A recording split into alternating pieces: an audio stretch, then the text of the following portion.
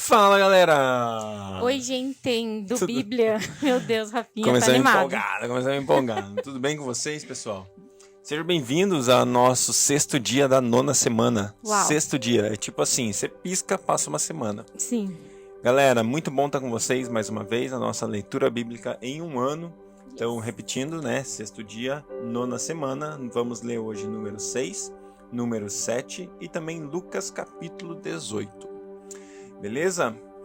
Vamos nessa. Deus, muito obrigado por mais um dia de vida. Muito obrigado porque o Senhor nos ensina a contar os nossos dias na sua palavra. O Senhor nos ensina a contar os nossos dias na sua presença. Deus, que nossos dias sejam contados não só por nós, mas sejam contados no céu, Pai. Que cada dia da nossa vida a gente possa acrescentar e fazer algo que seja em direção ao Teu reino, Pai. Que o Teu reino seja prioridade, que seja primeiro em nossas vidas, Senhor, em nome de Jesus, Pai.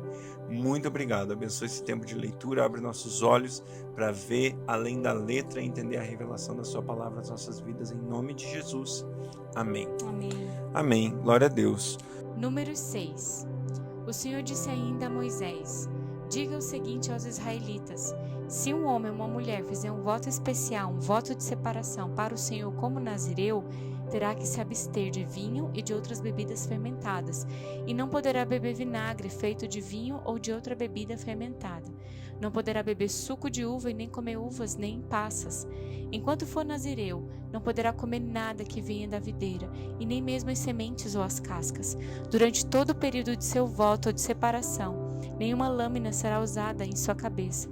Até que termine o período de sua separação para o Senhor, ele estará consagrado e deixará crescer o cabelo da sua cabeça. Durante todo o período de sua separação para o Senhor, não poderá aproximar-se de um cadáver. Mesmo que o seu próprio pai ou mãe, ou irmão morra, ele não poderá tornar-se impuro por causa deles, pois traz sobre a cabeça o símbolo de sua separação para Deus. Durante todo o período de sua separação, estará consagrado ao Senhor. Se alguém morrer repentinamente perto dele, contaminando assim o cabelo que consagrou, ele terá que rapar a cabeça 7 dias depois da sua purificação. No 8º dia, trará 2 rolinhas ou 2 pombinhos ao sacerdote, à entrada da tenda do encontro. O sacerdote oferecerá um como oferta pelo pecado e o outro como holocausto, para fazer propiciação por ele, pois pecou ao se aproximar de um cadáver. Naquele mesmo dia, o nazireu reconsagrará a sua cabeça. Ele se dedicará ao Senhor pelo período de sua separação e trará um cordeiro de 1 ano de idade como oferta de reparação. Não se contarão os dias anteriores, porque ficou contaminado durante a sua separação. Este é o ritual do nazireu, quando terminar o período da sua separação.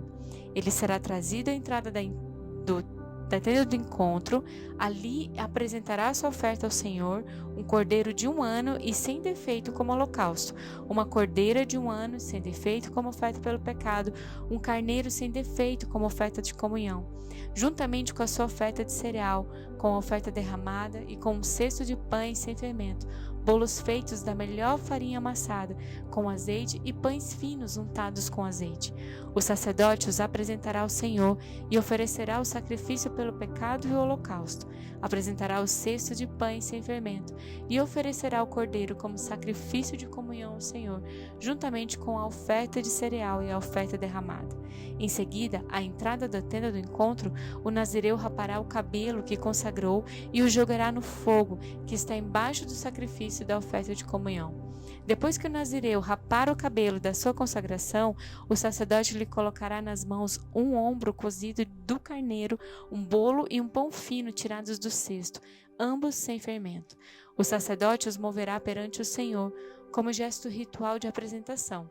São santos e pertencem ao sacerdote, bem como o peito que foi movido e a coxa. Depois disso, o nazireu poderá beber vinho.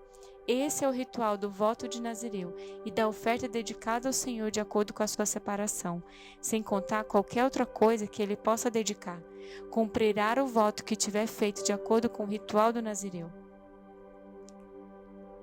O Senhor disse a Moisés: diga a Arão e aos seus filhos: assim vocês abençoarão os israelitas. O Senhor te abençoe e te guarde. O Senhor faça resplandecer o seu rosto sobre ti e te conceda graça. O Senhor volte para ti o seu rosto e te dê paz. Assim eles invocarão meu nome sobre os israelitas e eu os abençoarei.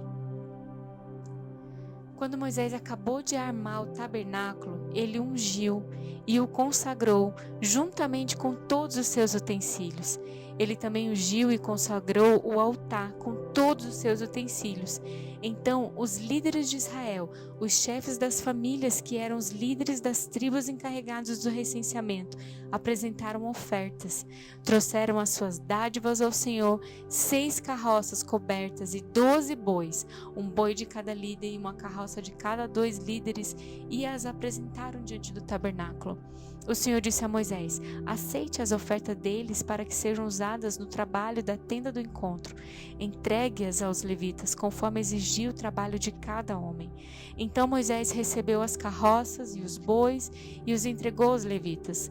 Deu 2 carroças e 4 bois aos gersonitas, conforme exigia o trabalho deles, e 4 carroças e 8 bois aos meraritas, conforme exigia o trabalho deles. Estavam todos sob a supervisão de Itamar, filho do sacerdote Arão. Mas os coatitas, Moisés não deu nada, pois eles deveriam carregar nos ombros os objetos sagrados pelos quais eles eram responsáveis. Quando o altar foi ungido, os líderes trouxeram as suas ofertas para a dedicação do altar e a apresentaram diante dele, pois o Senhor tinha dito a Moisés: cada dia um líder deverá trazer a sua oferta para a dedicação do altar. No primeiro dia de Naasson, filho de Aminadab, da tribo de Judá, trouxe a oferta. A oferta dele foi um prato de prata de 1,560 kg e uma bacia de prata para as aspersões de 840 gramas, ambos pesados com base no peso padrão do santuário, cada um cheio da melhor farinha amassada com óleo, como oferta de cereal, uma vasilha de ouro de 120 gramas cheias de incenso, um novilho, um carneiro, um cordeiro de 1 ano como holocausto, um bode como oferta pelo pecado e 2 bois, 5 carneiros, 5 bodes e 5 cordeiros de 1 ano para serem oferecidos como sacrifício de comunhão. Essa foi a oferta de Naasson, filho de Aminadab. No segundo dia, Natanael, filho de Zuar e líder de Issacar, trouxe a sua oferta, e a oferta dele foi um prato de 1,560 kg e uma bacia de prata para as aspersões de 840 gramas, ambos pesados com base no peso padrão do santuário, cada um cheio da melhor farinha amassada com óleo, como oferta de cereal, e uma vasilha de ouro de 120 gramas, cheia de incenso, um novilho, um carneiro e um cordeiro de 1 ano como holocausto, um bode como oferta pelo pecado e 2 bois, 5 carneiros, 5 bodes e 5 cordeiros de 1 ano para serem oferecidos como sacrifício de comunhão. Essa foi a oferta de Natanael, filho de Zuar. Versículo 24. No terceiro dia, Eliabe, filho de Elon e líder de Zebulon, trouxe a sua oferta, e a oferta dele foi um prato de prata e 1,560 kg e uma bacia de prata para as aspersões de 840 gramas, ambos pesados com base no peso padrão do santuário, cada um cheio da melhor farinha amassada com óleo como oferta de cereal, uma vasilha de ouro de 120 gramas cheias de incenso, um novilho, um cordeiro, um carneiro de 1 ano como holocausto, um bode como oferta pelo pecado e 2 bois, 5 carneiros, 5 bodes e 5 cordeiros de 1 ano para serem oferecidos como sacrifício de comunhão. E essa foi a oferta de Eliabe, filho de Elon. No quarto dia, Elisur, filho de Sedeur e líder de Ruben, trouxe a sua oferta. E a oferta dele foi um prato de prata de 1,560 kg e uma bacia de prata para as aspersões de 840 gramas, ambos pesados com base no peso padrão do santuário, cada um cheio da melhor farinha amassada com óleo, como oferta de cereal, uma vasilha de ouro de 120 gramas cheios de incenso, um novilho, um carneiro e um cordeiro de 1 ano como holocausto, um bode como oferta pelo pecado. e 2 bois, 5 carneiros, 5 bodes e 5 cordeiros de 1 ano para serem oferecidos como sacrifício de comunhão. Essa foi a oferta de Elisur, filho de Sedeur.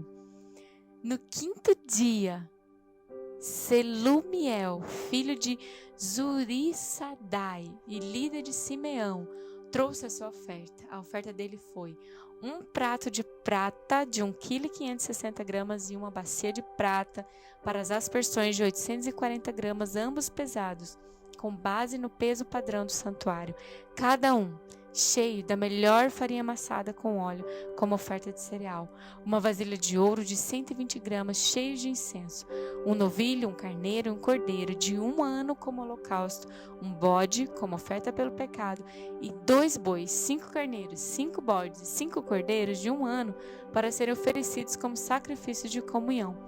E essa foi a oferta de Selemuel, filho de Zurissaidai. No 6º dia, Elisaf, filho de Deuel e líder de Gade, trouxe uma oferta ao Senhor. E a oferta dele foi um prato de prata de 1,560 kg e uma bacia de prata para as aspersões de 840 gramas, ambos pesados com base no peso padrão do santuário, e cada um cheio da melhor farinha amassada com óleo, como oferta de cereal, uma vasilha de ouro de 120 gramas cheios de incenso, um novilho, um carneiro e um cordeiro de 1 ano como holocausto, um bode como oferta pelo pecado e 2 bois, 5 carneiros, 5 bodes e 5 cordeiros de 1 ano para serem oferecidos como sacrifício de comunhão. E essa foi a oferta de Eliasaf, filho de Deuel. No 7º dia, Elisama, filho de Emiúde e líder de Efraim, trouxe a sua oferta. A oferta dele foi um prato de prata de 1,560 kg e uma bacia de prata para as aspersões de 840 gramas, ambos pesados, com base no peso padrão do santuário, cada um cheio da melhor farinha amassada com óleo, como oferta de cereal, uma vasilha de ouro de 120 gramas cheias de incenso, um novilho, um carneiro, um cordeiro e de 1 ano como holocausto, um bode como oferta pelo pecado e 2 bois, 5 carneiros, 5 bodes e 5 cordeiros de 1 ano para serem oferecidos como sacrifícios de comunhão. E essa foi a oferta de Elisama, filho de Amiúde. No 8º dia, Gamaliel, filho de Pedazur e o líder de Manassés, trouxe a sua oferta. E a oferta dele foi um prato de prata de 1,560 kg e uma bacia de prata para as aspersões de 840 gramas, ambos pesados com base no peso padrão do santuário, cada um cheio da melhor farinha amassada com óleo, como oferta de cereal, uma vasilha de ouro de 120 gramas cheias de incenso, um novilho, um cordeiro, um carneiro de 1 ano como holocausto, um bode como oferta pelo pecado e 2 bois, 5 carneiros, 5 bodes e 5 cordeiros de 1 ano para serem oferecidos como sacrifícios de comunhão. E essa foi a oferta de Gamaliel, filho de Pedazur.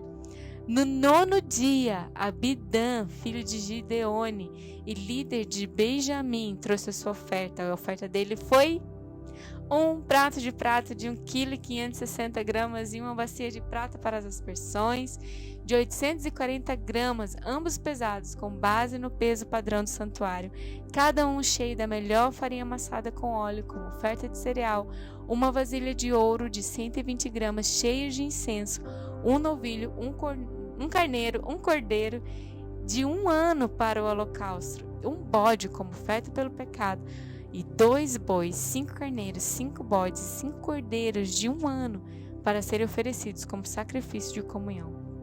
Essa foi a oferta de Abidã, filho de Gideone. No 10º dia e depois, no 11º dia e depois no 12º dia, ao todo foram 12 pratos de prata, 12 bacias de prata para as aspersões e 12 vasilhas de ouro. Cada prato de prata pesava 1,560 kg e cada bacia para as aspersões pesava 840 gramas. O total de peças de prata pesava 28 quilos e 800 gramas, com base no peso padrão do santuário. As 12 vasilhas de ouro cheias de incenso pesavam cada uma 120 gramas, com base no peso padrão do santuário. O total de vasilhas de ouro pesava 1,440 kg.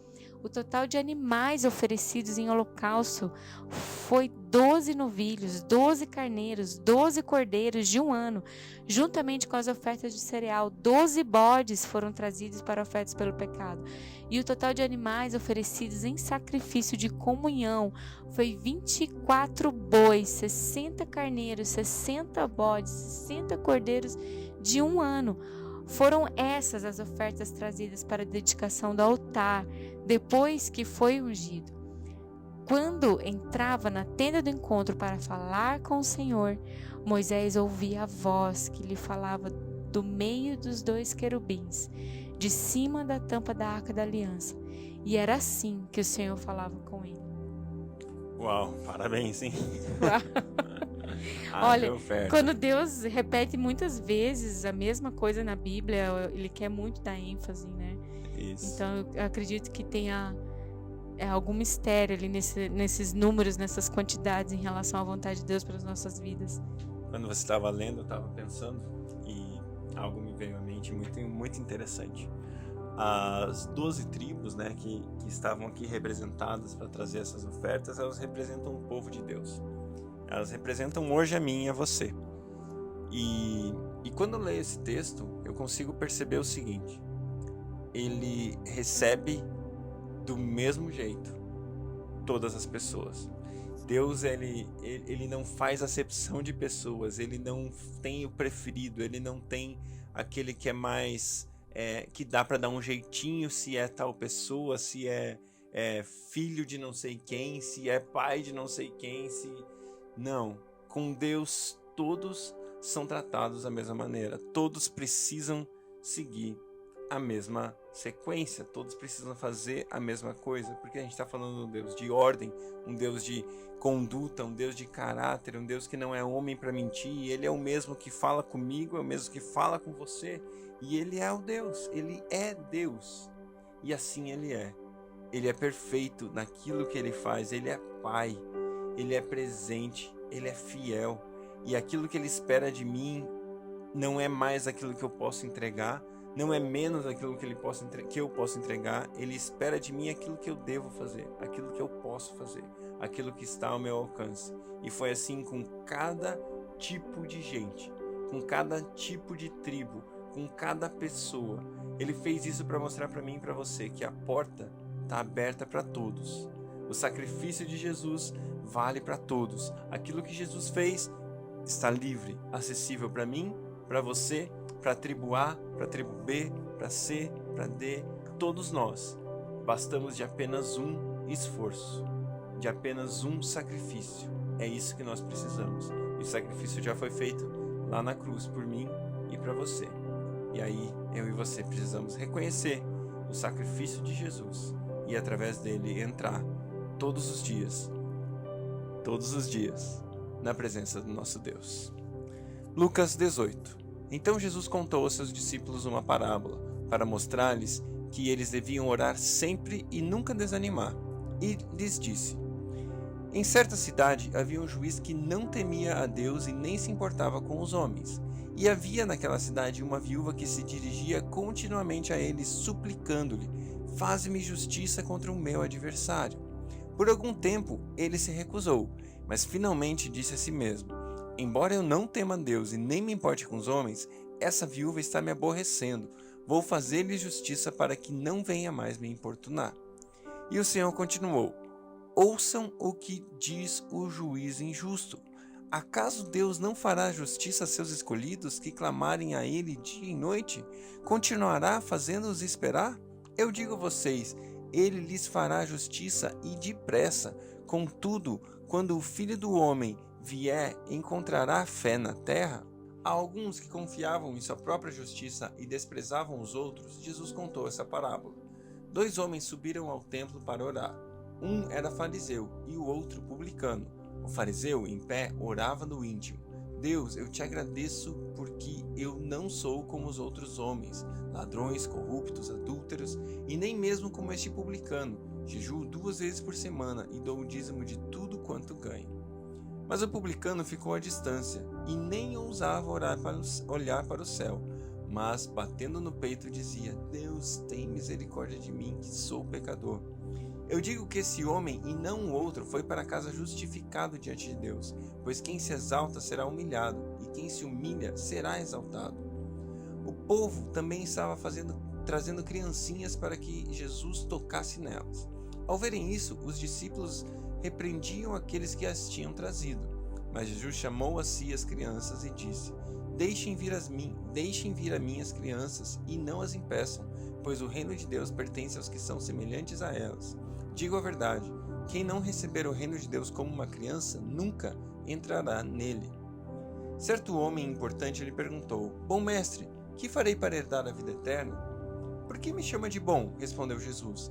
Não há ninguém que seja bom a não ser somente Deus. Você conhece os mandamentos: não adulterarás, não matarás, não furtarás, não darás falso testemunho, honra teu pai e tua mãe. A tudo isso tenho obedecido desde a minha adolescência, disse ele. Ao ouvir isso, Jesus disse-lhe: Falta ainda uma coisa. Venda tudo o que você possui e dê o dinheiro aos pobres, e você terá um tesouro nos céus. Depois venha e siga-me. Ouvindo isso, ele ficou triste, porque era muito rico. Vendo-o entristecido, Jesus disse: Como é difícil aos ricos entrar no reino de Deus. De fato, é mais fácil passar um camelo pelo fundo de uma agulha do que um rico entrar no reino dos céus. Os que ouviram isso perguntaram: Então quem pode ser salvo? Jesus respondeu: O que é impossível para os homens é possível para Deus. Pedro lhe disse: Nós deixamos tudo o que tínhamos para seguir-te. Jesus respondeu: Digo a verdade, ninguém que tenha deixado casa, mulher, irmãos, pai ou filhos por causa do reino de Deus deixará de receber na era presente muitas vezes mais e na era futura a vida eterna. Jesus chamou os 12 à parte e lhes disse: Estamos subindo para Jerusalém, e tudo que está escrito pelos profetas acerca do Filho do Homem se cumprirá. Ele será entregue aos gentios, que zombarão dele, o insultarão, cuspirão nele, o açoitarão e o matarão. No terceiro dia, ele ressuscitará.